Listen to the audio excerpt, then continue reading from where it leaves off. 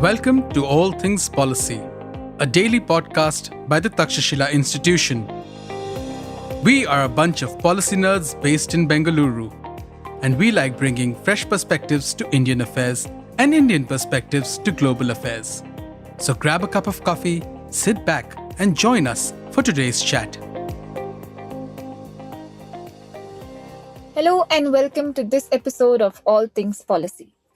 On March 24th, the US Senate once again failed to pass a war powers resolution, this time led by Senator Chris Murphy, which sought to limit the president's ability to conduct military operations in Iran without explicit congressional authorization. This marks yet another instance where Congress has attempted but failed to assert its constitutional authority under the War Powers Resolution of 1973. What makes this particularly interesting is not just the failure itself, but the pattern it reveals. Over the past few weeks, multiple such resolutions have been introduced and blocked, largely along party lines. This raises deeper questions about whether these efforts are substantive attempts to reclaim authority or increasingly symbolic gestures in a polarized political environment. So, how should we understand this moment? Is Congress genuinely trying to reassert its institutional role, or are partisan dynamics overriding constitutional intent? And more importantly, what does this mean for the future of legislative oversight in US foreign policy? So, I am Bhumika Sevkani, a research analyst with the Takshashila Institution, and I have with me today Abhishek Kadiyala, also a research analyst with the Takshashila Institution. His work focuses on understanding the US politics. So, welcome, Abhishek.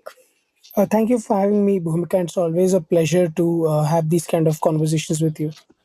Right. So, Abhishek, let's just dive right into it. And for our listeners, can you take us through the War Powers Resolution? What is the War Powers Resolution, and how does it prevent the president from deploying forces? So, War Powers Resolution was a product of the Vietnam War and Nixon's excesses in bombing Cambodia during the fizzling out phase of the war in 1973, right?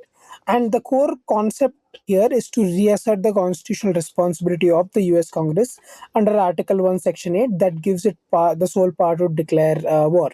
So, when the makers of the Constitution had this idea that the Congress, so whenever US deploys troops or enters into armed conflict with the country, they wanted the country to have a larger consensus and no single body to have excessive authority of taking this important decision, right? And that is where a congressional role comes in, wherein a president has to notify the Congress about the use of armed forces, and the Congress in return has to authorize it, provide it funding, provide it the legal backing it requires for the country to enter into a state of armed conflict, right? So, and the last time this happened was the Second World War, and after that the situation had changed so much for the U.S. Congress, the world, and the role of U.S. in the world at large, that Congress or the United States in general has never officially declared any war before entering into the several armed conflicts we have known, be it Vietnam, be it Korea, be it the more latest ones in Afghanistan and Iraq. US has not exactly declared war, but has entered into a state of armed conflict thanks to the War Powers Resolution. Now, in that regard, if we look at the what the War Power Resolution in of itself does, is that it firstly requires the president to notify it within 48 hours of deploying U.S. armed forces against any of the adversary of the U.S. And next important clause in it is that without an official declaration of war, or having a specific authorization, or not having a specific instance of national emergency, that is use of armed forces when US forces are defending themselves or US citizens in that sense. If it not for these three instances, a president cannot deploy or use forces for more than 60 days at a stretch, with a 30-day addition of winding down the troop involvement in any conflict, right? So this gives an overall time frame of 90 days for a US president to deploy troops, armed forces against any of the foreign adversaries without congressional approval. After the 90-day period ends, the president is, required by law to take congressional approval, be it in form of the declaration of war or through a specific authorization, that is also AUMFs that we had seen in Iraq and Afghanistan, that is authorization for use of military force, right? So another important element to this war powers resolution came in 1983 with the Supreme Court ruling on INS versus the Chadha case, which removes the concept of legislative veto or giving a veto to one particular branch of the government. Uh, so what it basically says is that one particular branch cannot override unilaterally the decisions made by another branch. That includes war powers decisions by the president as well. So before this Supreme Court decision, what used to happen was the Congress was supposed to pass a concurrent resolution barring any troop movement, and that would be it. That would be considered law. But after this particular ruling, what happened was Congress was forced to not pass, concurrent resolutions, but pass joint resolutions, which would then go through the presidential approval, which will be signing by the president. And then, if the president decides to veto the congressional, resistance to him declaring war, the Congress would then have to reintroduce the bill and override the veto through through a super majority of two out of three, the vote, right? So in that sense, Congress at large has had a weird relationship with war powers resolution, and this has only worsened with war on terror, with the Cold War era, and the requirement of the president using forces more freely, more flexibly, and more in as a swift response to the immediate threats that have been emerging during that era. Okay, interesting, Abhishek. So right, no, so I see that this has always been sort of a constitutional tug of war between the executive and the legislative branch. So could you also take us through how have the Congress's attempts been to prevent Trump from moving into this direction? So, if you look at the 119 Congress that had come to power at the same time with the president, the current president, that is President Donald Trump, there have been multiple attempts. So, multiple instances of war has come about where President Trump has either threatened or directly used armed forces, and none of these use of armed forces, be it Iran, be it the case of Venezuela, or be it a distant case of Greenland. Has had come out of surprise for any of the congressional members, because the discussions on this had been going on for months, and Congress had been given enough space to introduce different bills and to consider them for voting and related things, right? So if you look at it from that direction. So, in case of Venezuela, Congress had introduced about 6 bills, out of which 5 were put to vote. A lot of them failed, but there was a genuine congressional attempt to, push it in that direction. Another important consideration in case of Venezuela is also that a lot of members of Congress have been increasingly dependent on the Latin, diaspora from South America that looks forward to congressional decisions on these bills. They generally, a majority of them would avoid any kind of restrictions on the presidential authority to negatively impact the regimes in their home countries, right? Because they're all refugees who have come out of there and hold resentment against these regimes. So that somewhere also plays here, wherein a lot of these bills have been introduced, had to be voted upon, and yet have failed basically. Then, if you look at a similar instance in Greenland, Greenland is also interesting element, because Congress has both kind of bills in relation to Greenland. Congress had furthered President Trump's war rhetoric in this direction through some bills which have been introduced by his party members and his loyalists, whereas there have been also been different bills and also riders that have been introduced to prevent excessive presidential action in this direction. One such, rider has been related to the National Defense Authorization Act of 2026, which prevents the total number of troop count to come down from about 76,000 in relation to US commitment in NATO. So what this basically does is that this prevents President Trump from going against any decision that would involve revocal of US troops from NATO in that sense. So it gives that kind of sense of commitment to NATO, and in turn weakens President's push to acquire Greenland as part of the US against the wishes of other NATO members. But in case of Iran, if we see a lot of war powers resolution restrictions that have been increasing since the June 2025 campaign, air campaign, of where US and Israel basically attacked Iran's nuclear facilities. After this, these kind of war resolutions related legislations have increased, but only 4 out of the 15 that were introduced or more than 15 actually, ever came into the voting area.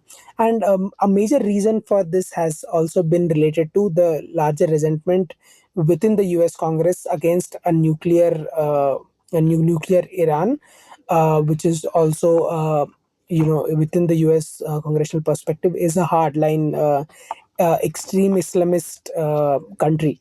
So if you look at it from that sense, and also the sense that a lot of members are directly associated with and empathize with Israel and its causes, and they have been open about it. So these two eventually translate into a situation where any kind of legislation that prevents, similar to the case of Greenland, similar to the case of Venezuela, any kind of legislation that prevents President Trump from freely wielding his use of armed forces in protecting Israel or against Iran is looked down upon among a lot of members in the Congress. Understood. Right. So, right. So, could you put this in better context for us? And what related to the Iran war specifically?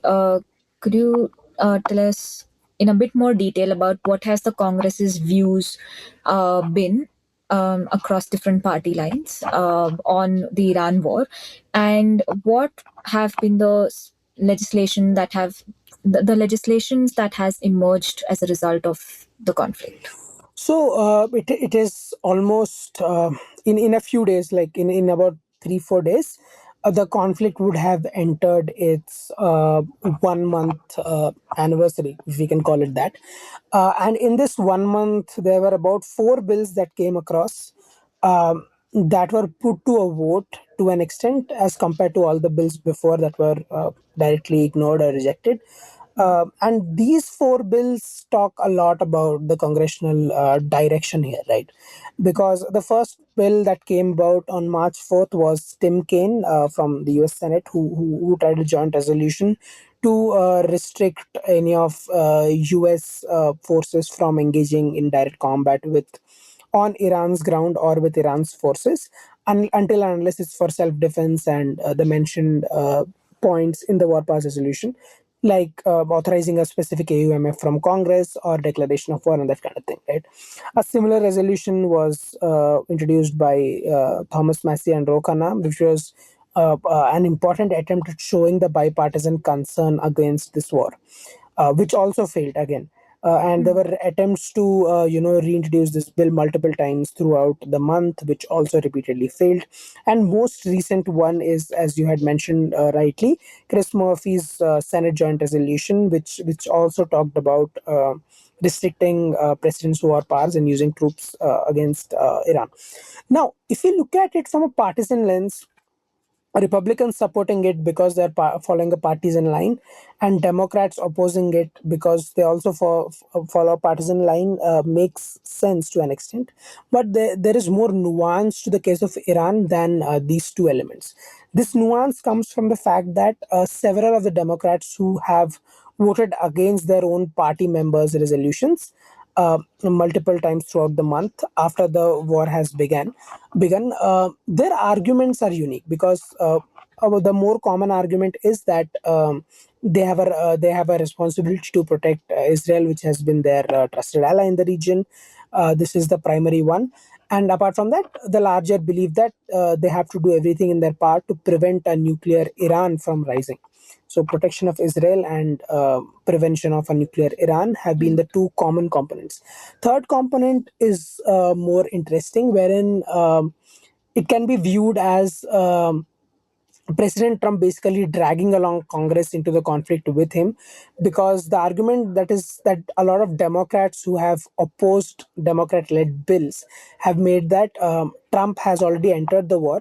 So if we pull out right now, or if we give signals or indication that we're pulling out right now, this will give in the long term negative signals to a country like Iran, and will threaten our armed forces there more, right?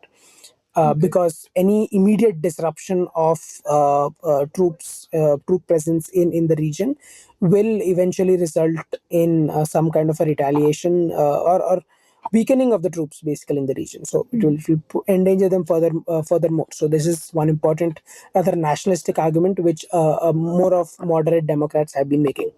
In terms of Republicans who are opposing this, a lot of them are anti-interventionist, rather what we call the MAGA faction of the Republican Party. A lot of them have been opposing these kind of bills. Someone like Thomas Massey, we wouldn't consider him a MAGA Republican, but he's definitely someone who is, have been anti-interventionist, would believe that America first should be viewed, should be prioritized over display of American power or supporting a country like Israel, right? So, and opposition to Israel and involvement in foreign wars is what has been driving Republicans who have been supporting such kind of bills. So this is the other side of the spectrum as well, right? So yeah, in large, if we look at it, this has both bipartisan consensus in support of Israel and in opposition of the Iran's nuclear program, and we also have another bipartisan consensus emerging, which talks about opposition of there is also the constitutional angle to it, wherein it is believed that the president is usurping the constitutional authority of president is basically usurping the constitutional authority of the Congress by excessive use of force and dragging Congress along the way. So this is also some of the traditional Republicans who are more constitutionalist, who also argue. Then obviously we have the element of the people who believe that Iran is the one who has dragged US into this conflict, which have been repeatedly confirmed by several people within the administration, including people like Marco Rubio and Pete Hegseth, right? So this puts the Congress in a very weird position, right? Because it's beyond partisan lines; it's also deeply ideologically rooted that way. Okay, no, thank you, Abhishek, for clearing out those different views across the Congress. But I'd like to go back to the first sort of segment of your answer, where you mentioned the different bills that were introduced in retaliation to the Iran war, and how they all sort of did not pass. So what do you think can be considered a reason for this, on why these bills are not sort of being able to pass through the legislation, and especially considering the upcoming midterm elections? That's a great question, Bhumika, because we have the midterms coming up in November, and the entire second session of the 119 Congress, that is the ongoing year 2026, will be dedicated to members positioning themselves for the election. Now, important caveat here is that if you look at the polls, majority of the Americans overall oppose the war. That is about 54% according to the latest polls, right? But if we look at it from a partisan lines, about 77% of the Republicans either strongly support, so about 30% of this 30% strongly support, and the remaining 40% somewhat support the war. So it is about a 70% graph within the Republican Party. And within the MAGA faction of the Trump supporters, which is built on his cult of personality, um, about a 9-10 split, that is a 90% supporting Trump's actions in Iran, is an interesting trend that we see. And the remaining 1% are often what we consider the elites, be it Marjorie Taylor Greene, be it Tucker Carlson, and several media related figures who have led the MAGA movement and who have been popular in that direction in relaying Trump's message. They have been opposing this war. So that is the primary important point here. Apart from that, so I think that is what is primarily leading the congressional direction, because today the Congress is held by majority of the Republicans, and if they want to keep their seats, the larger logic would be that they would stick to the larger Republican trend and the larger Republican thought, which is supporting the war in this direction, right? And I think majority of and that is what is leading uh, the congressional decision on rejecting war pass resolution multiple times. Um, and that is what is showing in the bills and the results that these bills are facing in that sense. But on the other hand, in the long term, if we see, there is a larger speculation that in the long term this war will look like a mistake, like how the Iraq war did. And a lot of figures within the MAGA base or the Republican Party who want to position themselves as presidential candidates going forward, I think they are using this as an opportunity to display their resistance to the cause, to the war in general, and their support to the cause of America being uninvolved in these international conflicts. And I think that this positioning is being shown by the stance they are taking early on in the conflict, right? So another important component is the real impact that has been going on in this conflict, because if you look at Trump's tariff war, uh, it did not reflect much in the rise of inflation within the US.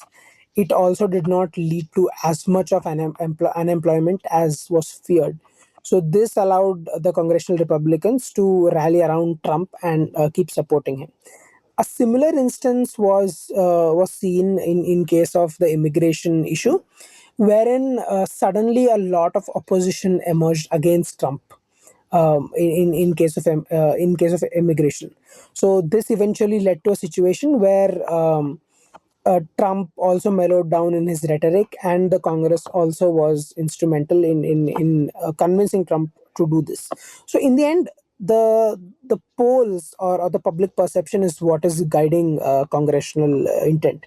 Another important element here is also that come the midterms, a lot of these members depend on Trump's base and his direct support and to their candidacy. And if they act as rebels, like a few members from the Republican party have done, they might face the wrath of Trump pulling out their support, or launching another candidate in a very strong Republican district that would oppose them, and 100 other things that Trump could do to restrict or weaken their candidacy for their seat. So I think that is also another important component that is keeping Republicans in line despite this war dragging on, and fears of this being a disaster percolating deep within the Congress. Right, Abhishek. So that gives us an understanding of what the Republicans think and how their support for the Iran war has turned out, despite it being in contradiction to the campaign that got Trump into power, right? About not getting involved in war overseas. Hey, Abhishek, thank you so much. Thank you for all those interesting insights. And I hope our audience also find this podcast helpful. So stay tuned for more updates. And Abhishek also has his newsletter, DC Dossier, where he tracks the US domestic politics. So go follow that newsletter as well. And stay tuned for more such episodes. Thank you. Thank you so much. If you liked our show, dive into Takshashila's research on technology, strategy, and economic affairs, check us out at our Twitter handle @TakshashilaINST or our website takshashila.org.in.